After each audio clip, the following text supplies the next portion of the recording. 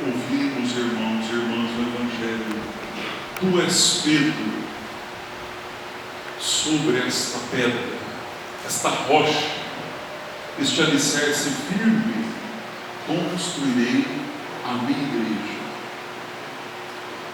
É o Evangelho para a memória de papas, como é o caso de São João Paulo II. Esta pedra não é a fragilidade da pessoa de Pedro. Todo o Evangelho deixa claro o quanto ele era frágil e quanto Cristo foi paciente com ele.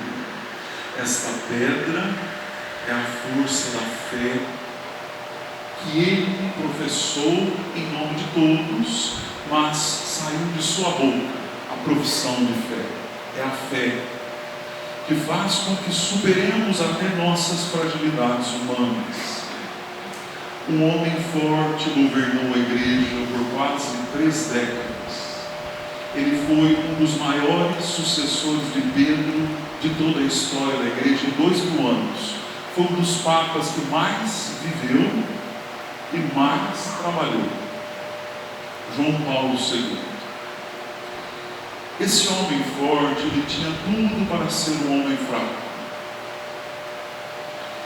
Ele nasceu e viveu envolvido por 3 tragédias. Vamos recordar um pouco da história dele. Primeiro, a tragédia familiar. Perdeu a mãe na primeira infância. Ficaram o pai, o irmão muito querido que estudava medicina, isso numa época muito difícil, mas o irmão também morreu repentinamente. Só ficaram o pai e São João Paulo II.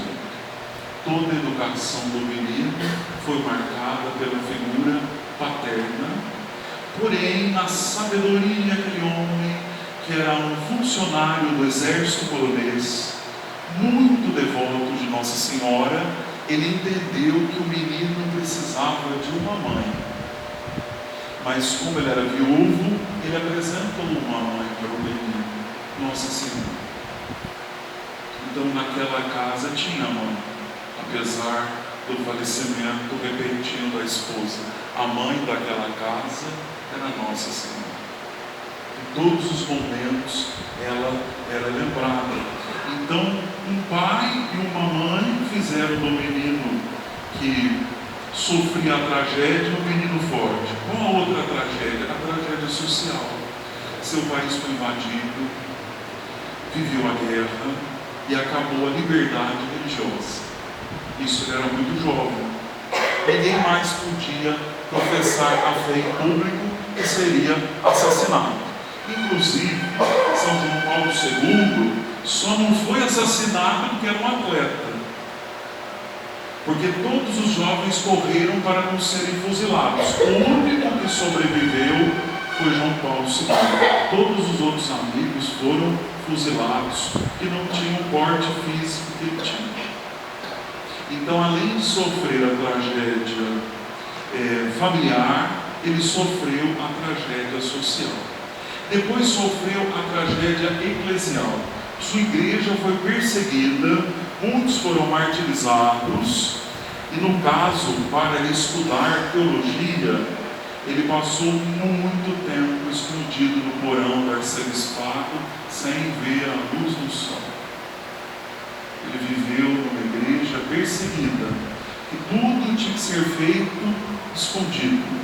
Então ele sentiu a tragédia da casa, da sua nação, que até hoje é extremamente católica, mas foi invadida por aqueles que tinham ideologias contrárias ao Evangelho, e também viu a tragédia da sua própria igreja perseguida.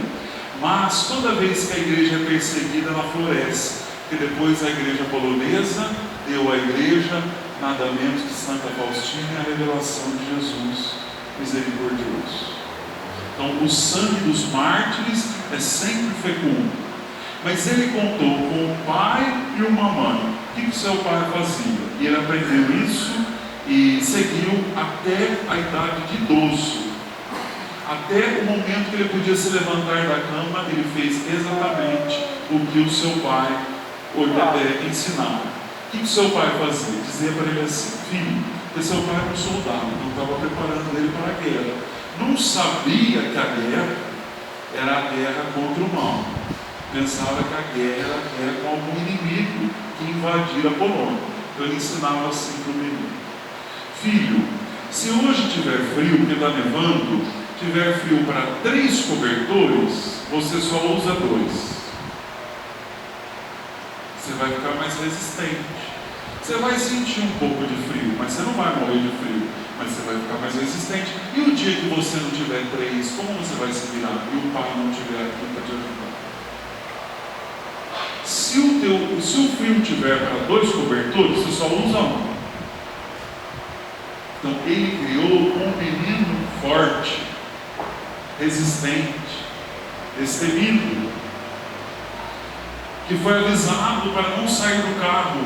Estava vestido para a missa com os paramentos de arcebispo da Cracóvia. Foi avisado para não sair do carro. Ele chamou o povo para uma praça para levantar uma cruz gigante no país comunista. Ele foi avisado para não sair do carro, que ele seria metralhado. Ele saiu do carro, mas ele estava sozinho? Não. A Polônia inteira estava com o guarda-chuva esperando ele. Ele foi o primeiro a puxar a cruz, para levantar a cruz no meio da praça. Ele nunca teve medo, por isso que foi alvejado em praça pública. Então aquele papa forte, que nem a bala de bolo do revólver, ele começou a ser forte dentro de casa. No tempo passado, Deus foi preparando aquele menino. Por isso que ele ficou tão resistente. No fim da vida, enquanto ele ainda podia levantar sozinho da cama, aconteceu que numa manhã ele não acordou para a missa porque estava enfermo. E o secretário entrou no apartamento para ver o que estava acontecendo. Estava todo mundo preocupado com a saúde de São João Paulo II. Ele entrou no quarto e viu. Ele estava coberto, sim, mas a janela do quarto estava aberta. E era Natal e Roma estava debaixo da neve. Aí o secretário disse assim: quem deixou a janela do Papa aberta? O pontífice está enfermo. Foi dando uma bronca nos funcionários. Ele disse: fui eu. Assim que meu pai ensinou, a gente sempre tem que fazer um pouco de sacrifício. Tem tanta gente sofrendo, eu estou aqui nesse apartamento confortável, cheio de cobertor. O mínimo que eu posso fazer é abrir a janela para passar um pouquinho de sacrifício nesse frio. Porque todo mundo tem que fazer sacrifício na igreja, até o Papa. Não deixou dar bronca nos funcionários, quem abriu a janela foi ele. Então, antes de abrir a janela para dar a bênção, no meio da noite ele abriu a janela do próprio quarto na neve para sentir o frio e se sacrificar, para ficar resistente, como seu pai ensinou.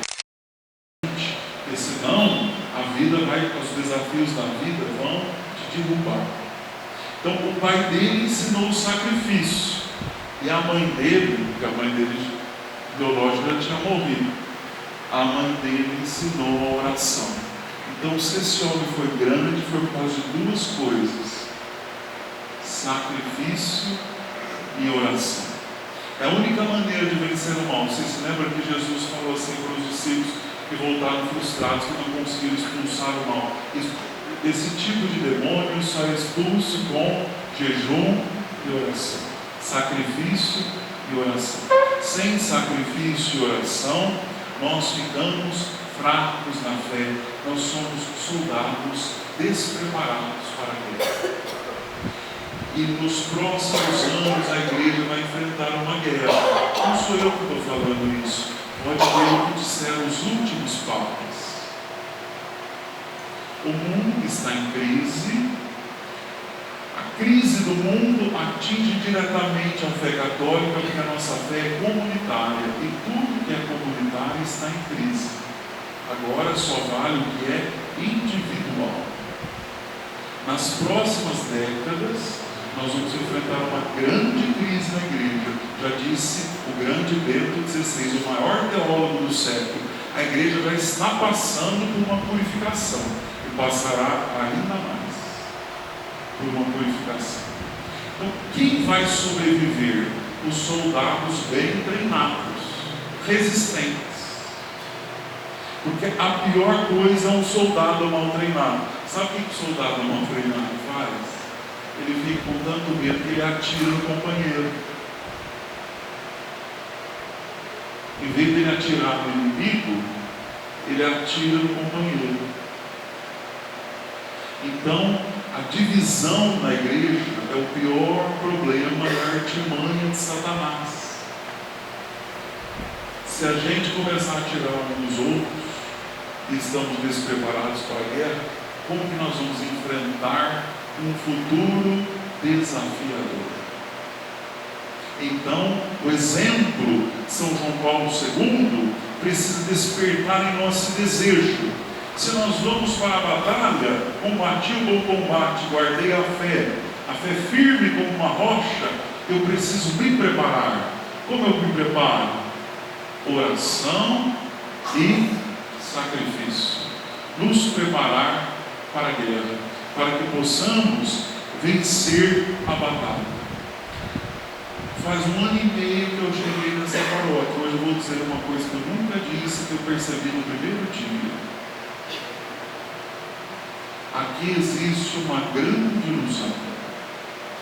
E por que eu estou dizendo isso? Porque os 3 pregadores fizeram a mesma coisa no trigo de São João Paulo II. Um veio de Catalão, outro veio de Caldas Novas, outro veio de Santa Cruz das Palmeiras. Eles não se encontraram. Eles disseram a mesma coisa. O que eles